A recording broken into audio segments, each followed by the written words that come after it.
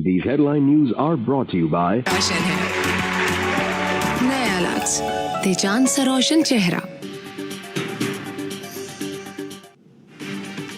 Supreme court ने पंजाब में इंतखाबात 14 मई को कराने के फैसले के खिलाफ इलेक्शन कमीशन की नजरसानी की अपील मुस्तरद कर दी।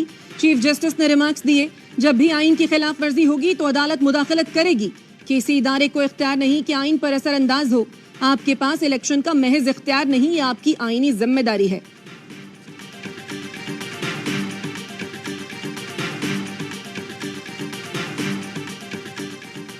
सुप्रीम कोर्ट में नैब तरमीम से मुताल्लिक केस की समाअत। हुकूमती वकील मखदूम अली खान ने कहा, हर बेनामी ट्रांजैक्शन या प्रॉपर्टी करप्शन नहीं होती।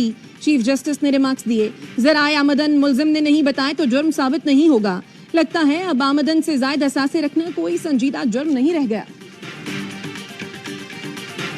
बिजली के बिलों में रिलीफ के लिए प्लान तहरीरी तौर पर IMF के हवाले। 400 यूनिट तक बिजली इस्तेमाल करने वालों के लिए रिलीफ का मंसूबा। बुनियादी टैरिफ में 7 रुपए का इजाफा वापस लेकर मरहलावार करने पर गौर की तजवीज।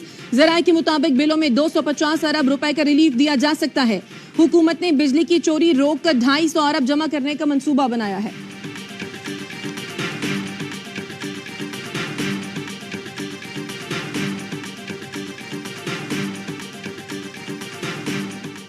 बिजली के बिलों में इजाफे के खिलाफ अंजुमन ताजरान की हड़ताल। शहर शहर दुकानें बंद, तिजारती सरगर्मियां मुअत्तल, जगह जगह एहतजाजी मुजाहिरे। मुजाहिरीन का बिजली और गैस के बिलों में इजाफा फौरी वापस लेने का मुतालबा।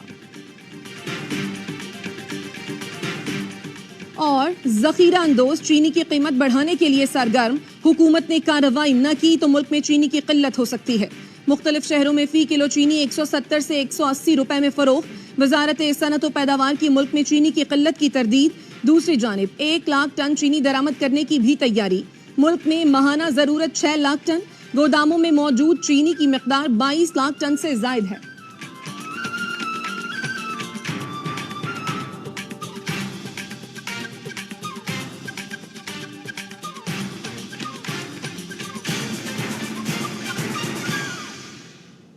हेडलाइंस आपने जानी, अभी आप देख सकेंगे एशिया कप स्पेशल ट्रांसमिशन। देखते रहिए ARY news.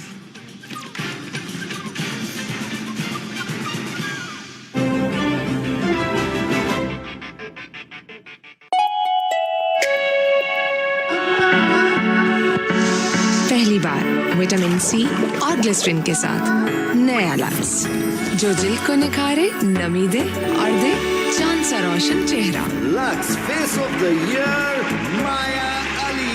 Thank you lux, पर यह अवार्ड सिर्फ मेरा नहीं, यह है इन सभी खूबसूरत चेहरों का जिनकी रोशनी से दुनिया रोशन है।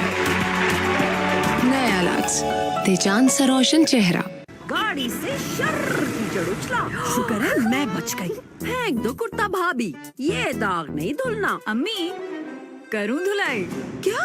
मेरा बोनस ट्राई स्टार बनाए झाग ज्यादा और करे दागों की ऐसी दमदार धुलाई जो इस कीमत में पहले कभी ना आई। वाह क्या बात है बोनस की। तो फिर करो हर सुबह, हर शाम, हर घूंट वाइटल के नाम। वाइटल पियो, जिंदगी जियो।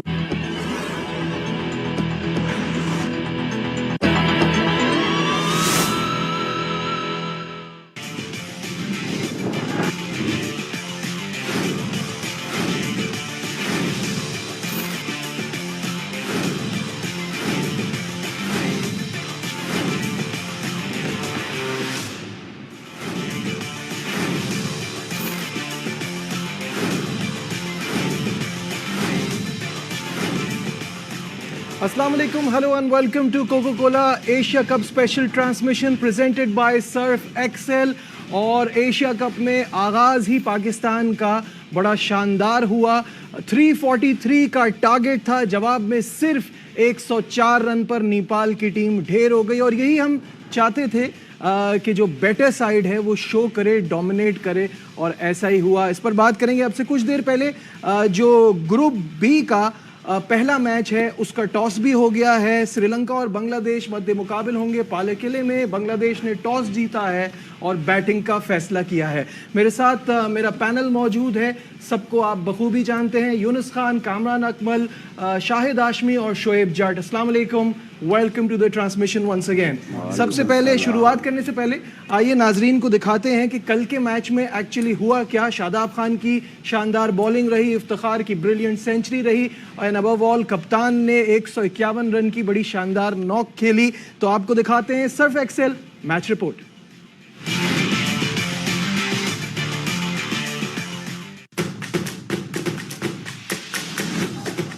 Inconsistent. Thumped away. And he does that. He goes over mid-wicket. Iftikhar is 16 and he's cutting loose. Toss over.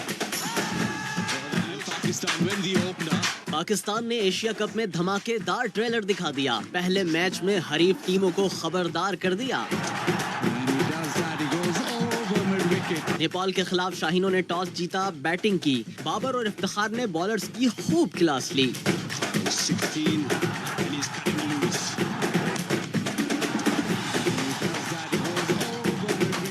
इब्तदाई 25 ओवर्स में नेपाली बॉलर्स ने स्कोर रोके रखा। 4 खिलाड़ी सिर्फ 124 के मजमूए पर आउट हुए।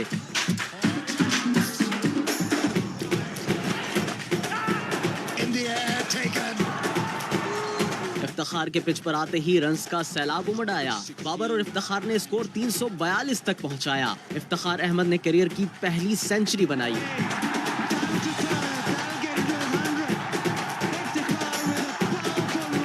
बाबर आजम ने 151 रन्स की धुआंधार इनिंग्स खेली।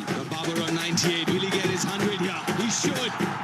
हदफ के ताकुब में नेपाल का टॉप ऑर्डर 14 रन्स पर ही पवेलियन लौट गया। शाहीन ने 2 गेंदों पर 2 बैटर्स को चलता किया। Number 2, the finger goes up.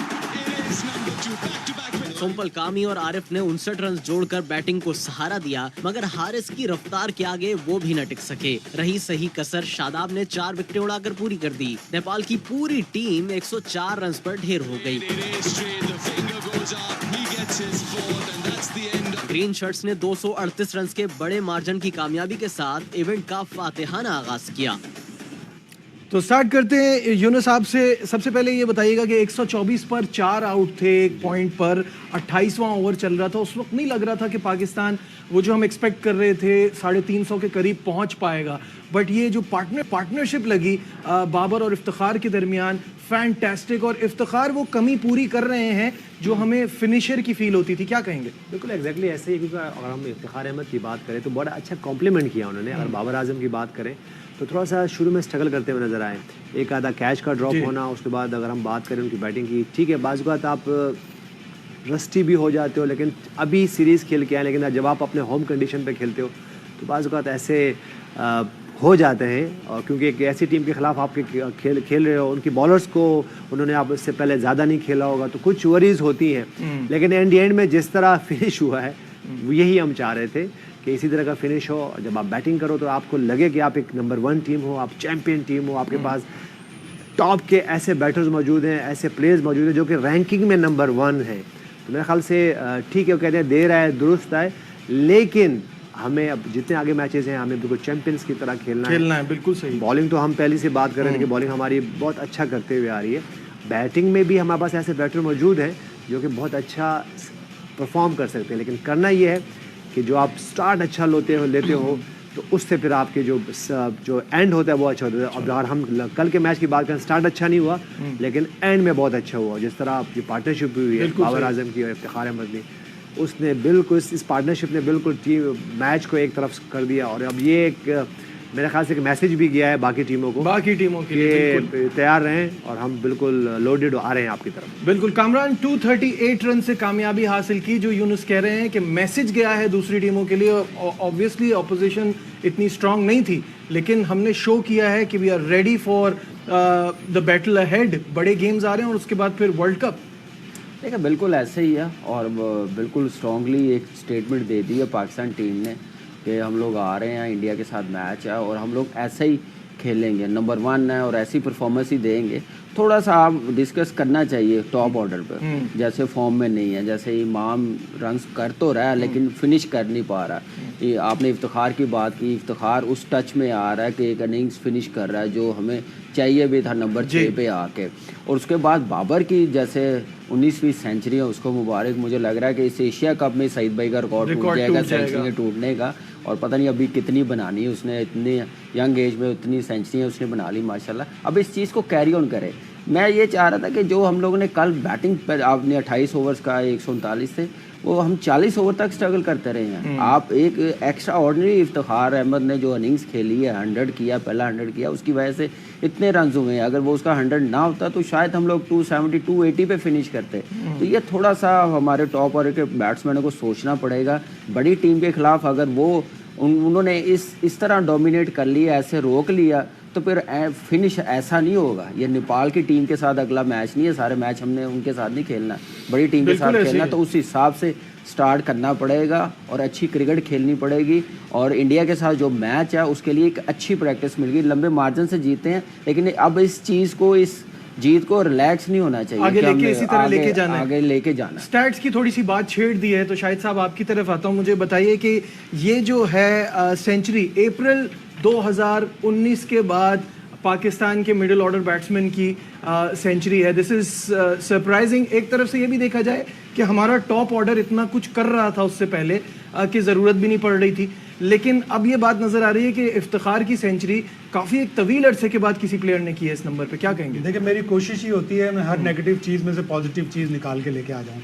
मसलियत भी होती है अल्लाह मियाँ की, हमारा टॉप ऑर्डर 67% रन्स बना रहा था ODI में। अब थोड़ा सा मिडिल ऑर्डर ने किया। आगा सलमान ने एक मैच में अफगानिस्तान के खिलाफ किया, शादाब ने 2 मैचेस में बड़ी अच्छी बैटिंग की। तो जिम्मेदारी मिडिल ऑर्डर की भी बनती है। कल जिस तरह इफ्तिखार ने खेला, लेकिन जिस तरह अभी यूनुस ने, कामरान ने, दोनों ने कहा, बड़ी टीमों के खिलाफ अगर आपके 30 ओवर में 139 रन होंगे, 4 खिलाड़ी आउट होंगे, तो आपको आखिरी 20 ओवर में तेज खेलने का मौका नहीं देगी। आखिरी 20 ओवर में 203 रन, आखिरी 10 ओवर में 129 रन, आखिरी 5 ओवर में 67 रन। लेकिन ये नेपाल की टीम थी, नेपाल के बॉलर इतने रिनाउंड नहीं थे, एक्सपीरियंस नहीं थे, लेकिन शायद पाकिस्तान ने सोचा मेहमान है, पहली दफ़ा आए, पहले बिस्किट खिलाते हैं, फिर खाना खिलाते हैं, फिर आखिर में पिटाई करेंगे। तो उन्होंने आखिरी 20 ओवर के लिए पिटाई रखी संभाल के, और आखिरी 20 ओवर में पिटाई की और फिर मैच जीता। अच्छा, यहाँ नाजरीन को ये बता दें कि इन 4 सालों की जहाँ बात हो रही है, तो पाकिस्तान की तरफ से वनडे में 22 सेंचुरियाँ बनी हैं, जिनमें से बाबर की 11 हैं, फ़खर की 7 हैं, इमाम की 4 हैं, और अब इफ्तिखार की 1 ये सेंचुरी जो कि बड़ी वैल्यूएबल रही, कल साबित हुई।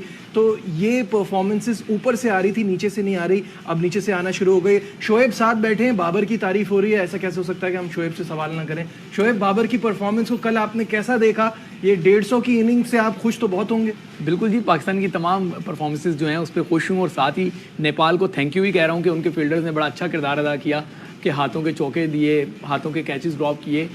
छोटी टीम थी, जितने मौके दे रहे थे उतनी उसको फेंटी पड़ रही थी। बात मेरा पूरा पैनल सही कर रहा है कि बड़ी टीम के खिलाफ इतने मौके नहीं मिलने। ये अच्छी बात है कि आपको एक मोमेंटम मिल गया है, लेकिन इन रन्स को या इस जीत को ये ना समझें कि अब हम भारत को जो है ना काबू कर लेंगे या बाकी टीमों से जब हमने टकराना है। आप इफ्तिखार की बात कर रहे थे, मैं समझता हूँ कि पाकिस्तान टीम को समझ नहीं आ रही, जब मिसबाह-उल हक हेड कोच थे या अब बाबर आजम कप्तान है, अभी तक इफ्तिखार का हम फैसला ही नहीं कर पा रहे कि हमने इफ्तिखार से क्या काम लेना है। कभी सलमान को ऊपर भेज देते हैं, कभी शादाब को ऊपर भेज देते हैं। एक बंदे के पास जब उसका एक नंबर ही नहीं होगा तो फिर 4 साल में वो 13 मैचेस ही खेलेगा, और 13 मैचेस में फिर वो बेचारा 1 ही सेंचुरी बनाएगा।